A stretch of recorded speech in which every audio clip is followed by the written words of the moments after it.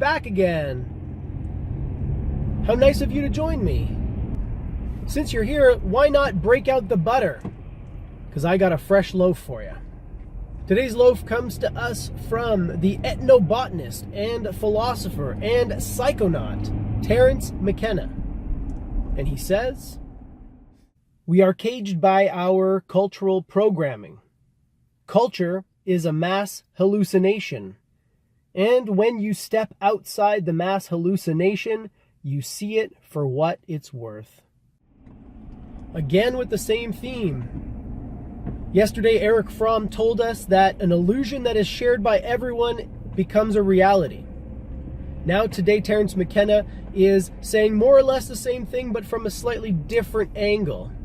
McKenna is talking about culture, and he describes it as a mass hallucination.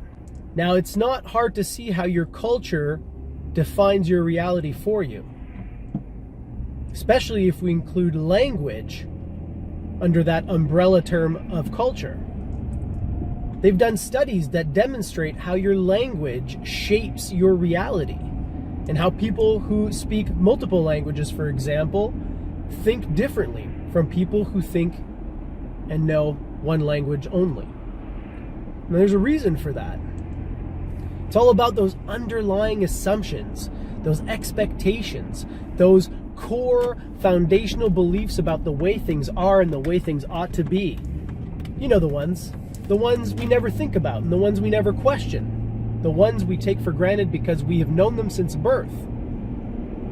Whether it's Erich Fromm or Terence McKenna, doesn't matter, because they're saying more or less the same thing.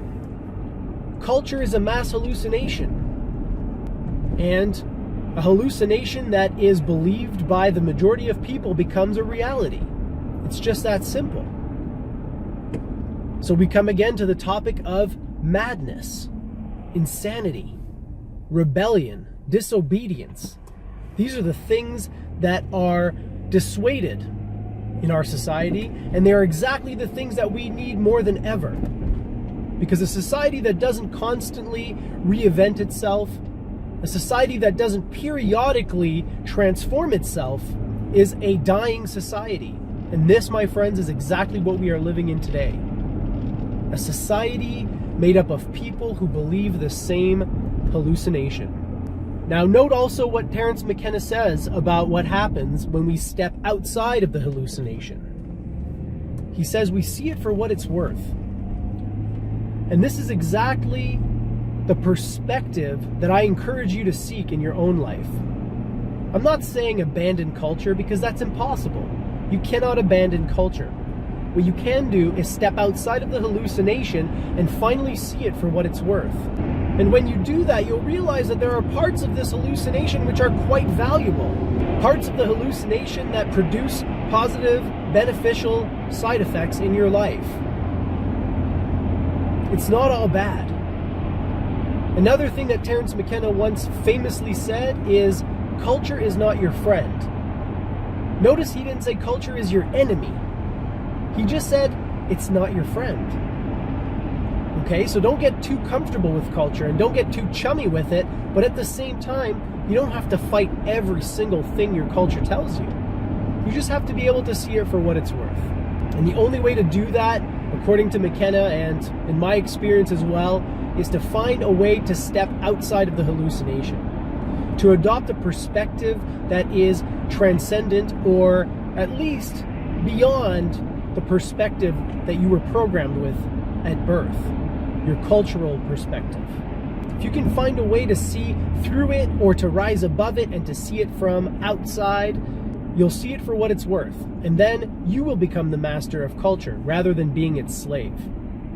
It's the same thing that happens when you start to study the mind and you start to interact with the mind rather than just having it interact with you. Because as you know, it's either your servant or your master.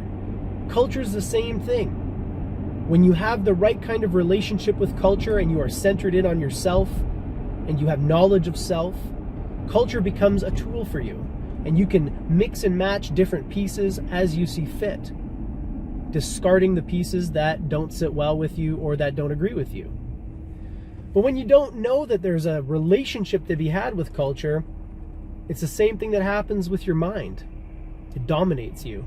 It enslaves you, and you become a victim of it. Look at culture the way you would look at somebody who's trying to sell you something. Ask questions, and don't be afraid to discard elements that are irrational, that are unhelpful, or that just simply don't jive with what you feel in your heart. Well, that's it for me, my friends. Thanks again for joining me, and don't forget to live well.